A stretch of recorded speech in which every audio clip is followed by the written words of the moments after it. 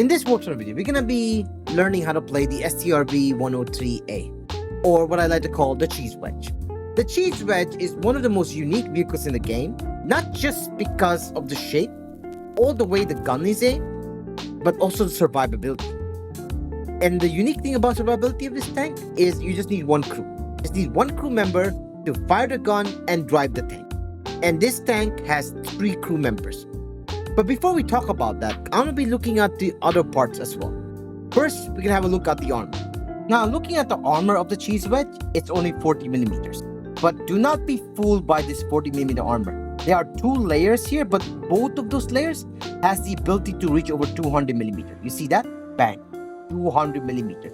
So this little chicken wire, or whatever you want to call it, has the ability to reach 200 millimeters of armor.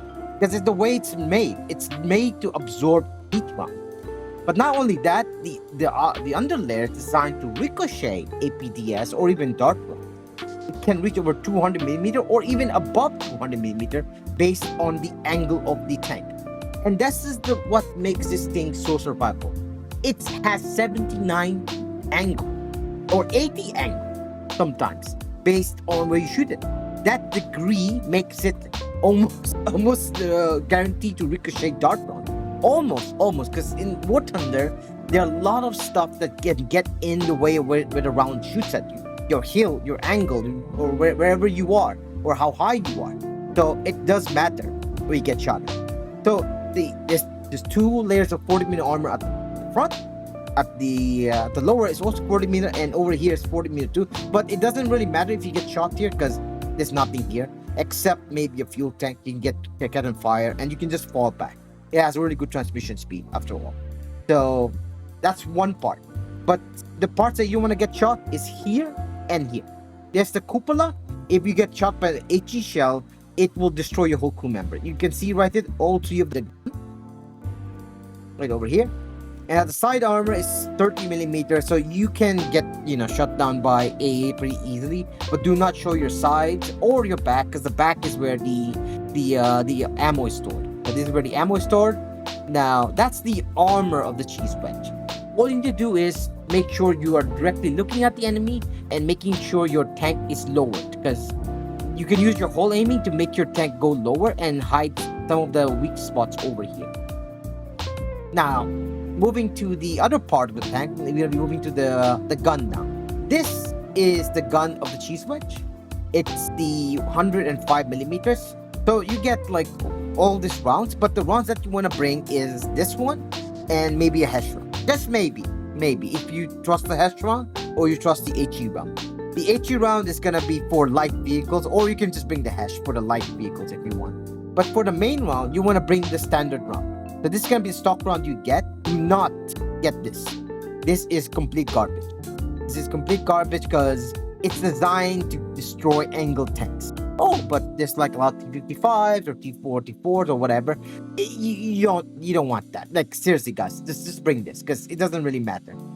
This round has 272 millimeters of pen compared to the other one that has 358 millimeters of pen. So this one is a lot faster, and the muzzle velocity is really good.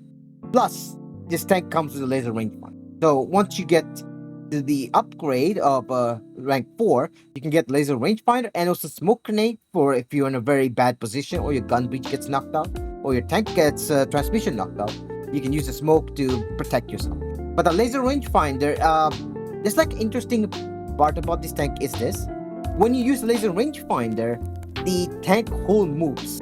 Of course, because this tank doesn't have a movable gun. The gun doesn't go up and down or left and right. Instead, your whole tank has to go up and down and left and right.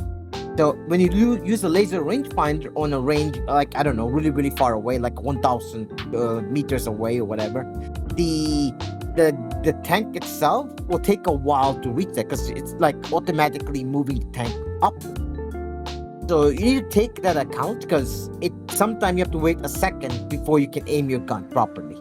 And if you fire too early before it could reach the shot, you're gonna miss. It's happened a couple of times in the game. That's like a pro tip from me. And the other part is the survivability. I'm gonna be talking about the survivability about this vehicle. What makes it so good is it doesn't really matter if you lose some of your crew members. If you lose 2 crew members, it doesn't matter because it can work by just having 1 crew member. Either the commander or the driver can control the gun and can become the driver as well of the cheese wedge. That's what makes it so survivable. But that's not all. It's also the way it's designed is this. If you get shot here, the shrapnel will not go through the 30mm plate armor over here. So if someone shoots you with heat rounds, the heat rounds will not be able to reach your crew member. There's a good chance because when it does, it will hit this wall of low homogeneous armor. There's a chance that this will absorb the heat round shrapnel or any other shrapnel that hit at you, especially if it's an APC-BC shell. So that's like a survivability of the vehicle. But of course, you don't want to get hit in the cupola and the transmission because it can knock your transmission out. And the other part, before I forget, is the vehicle itself has an auto loader. So you don't need to worry about losing the loader. It doesn't really matter. It really doesn't matter. But you really don't want to get shot at the back side of your tank, like where the ammo is stored, and also at the side. Also the cupola. And now I'm going to be going for the mechanic of this. I'm going to go to test drive. I'll show you something that you guys should understand of playing this vehicle. And that is the hole aiming. So right now I'm at hole aiming. And hole aiming impacts your mobility of your tank because it impacts your speed itself. So what you want to do is, when you see the very bottom part where it's press F, that's hole aiming. When it's blackened like this, that means the hole aiming is active. You don't want that. You want to turn that off when you're like going to a position. The only time you want to activate it is when you want to shoot your gun, because the moment I activate it, it slows the tank down. It really slows the tank down because the moment you even move your mouse cursor left to right, the whole tank will move left and right and will slow you down. You don't want that. The mobility of this vehicle is pretty good. It's 50, I believe it's 50 kilometers forward and 35 backwards. That makes it ability to go behind hills. Like you can go behind hills right here, like this. Just think about it. Like if you're in a hill, you can hide your lower part of your tank and just show your upper part. There are a lot of the map design in War Thunder. You have this absolutely perfect angle hill where you can just show your like upper plate and not your lower plate. See, like this. That's how you want to play this vehicle.